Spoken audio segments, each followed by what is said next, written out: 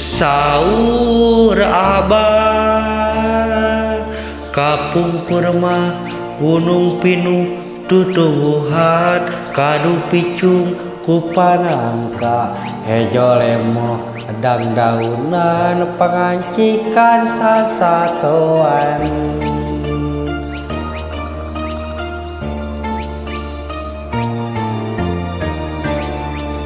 Saur Abah kapungkur mah walungan sareng wahangan caina herang ngageunclang telekeh celeh jeung tampele jadi sumber kahirupan.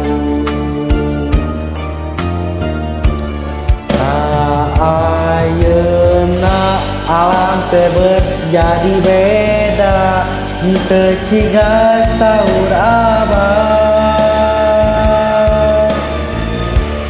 Gunung nulak tatangkalan diraruksak walungan ge jadi saat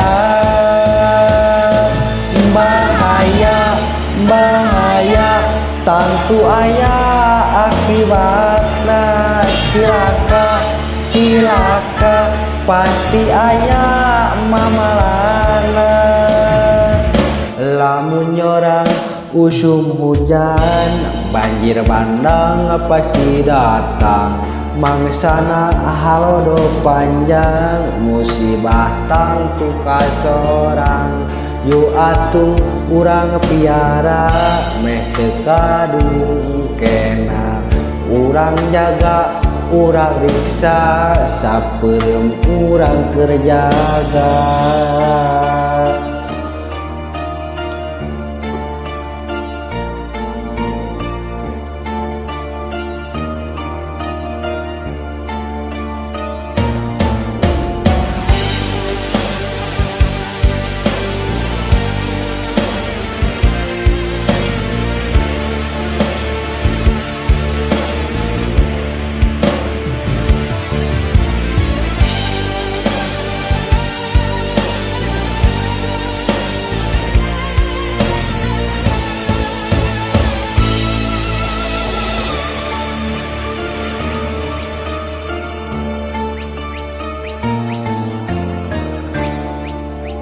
Saur Abah kapungkur mah walungan sareng wahangan caina herang ngageunclang telekeh keleh jeung tampele jadi sumber kahirupan.